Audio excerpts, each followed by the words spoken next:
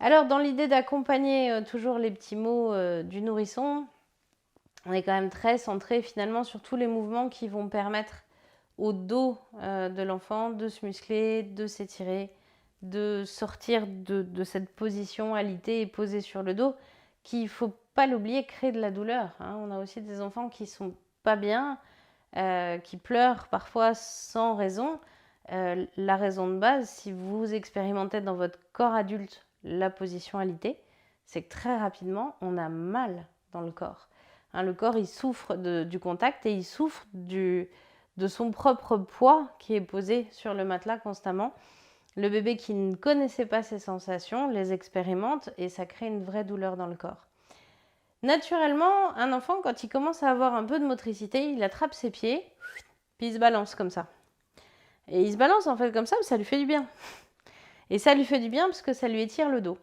Donc avant qu'il ait la motricité naturelle tout seul d'aller chercher ses pieds et de basculer en arrière, ce qui nécessite aussi de la souplesse et des abdos, en fait, on va accompagner cette mise en place-là.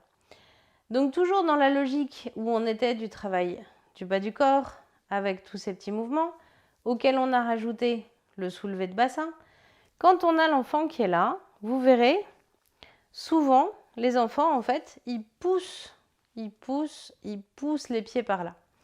Et en fait, l'idée de tous ces mouvements, ça va pas être de forcer l'enfant à aller dans un mouvement, ça va être de regarder son corps, de regarder ce que lui demande et d'accompagner sa demande.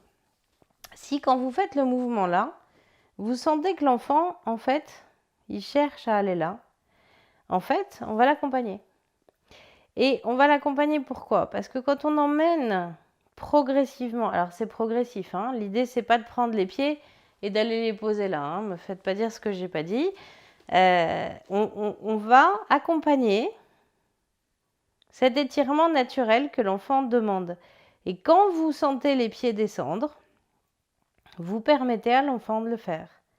Simplement parce que vous accompagnez le corps dans la posture. C'est des mouvements qui relèvent du baby yoga. Pourquoi? Parce que cette position-là est une position très courante dans les positions inversées en yoga. On est sur une famille de postures qui s'appelle Alasana, au niveau de la position de la charrue. Et en fait, cette position inversée va venir ici étirer tout le dos. Elle vient aussi mettre le ventre en compression et elle va venir aussi stimuler le système parasympathique. Donc l'enfant, naturellement, quand il attrape ses pieds et qu'il se balance comme ça, ne fait rien d'autre qu'aller chercher cette position. Encore une fois, on n'est pas là pour faire du bébé un gymnaste, mais on est là pour aider l'enfant qui n'a pas la motricité naturelle de le faire tout seul à aller dans l'étirement qui lui fait du bien. Là aussi, on va accompagner la descente, retrouver cette position dont on parlait tout à l'heure, détendre un peu et ramener. De la même façon, on va avoir des enfants qui vont, quand on joue comme ça avec les jambes, vous donner la sensation qu'ils poussent sur leur dos. Et en fait, ils vont pousser sur leur dos pour chercher une autre position très connue du yoga, qui est la posture sur la tête. D'accord? Donc, on ne va pas mettre les enfants en posture sur la tête. On ne va pas les soulever et les poser sur la tête. Ça n'aurait absolument aucun sens.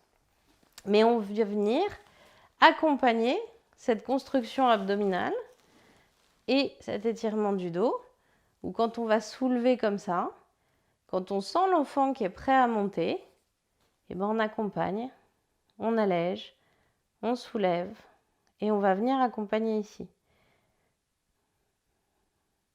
Il n'y a aucun poids en force qui est exercé sur la tête.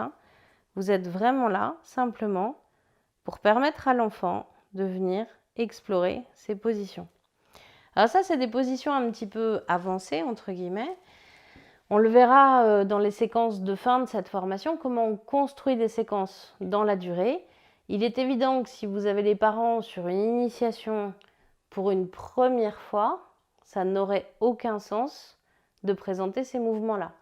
En revanche, si vous avez les parents une fois, 2 fois, 4 fois, 5 fois, parce que vous proposez une offre avec une fidélisation, que l'enfant au fur et à mesure construit sa motricité, que le parent au fur et à mesure acquiert de la confiance, que la relation entre le parent et l'enfant s'est nourrie de cette confiance et de cette motricité.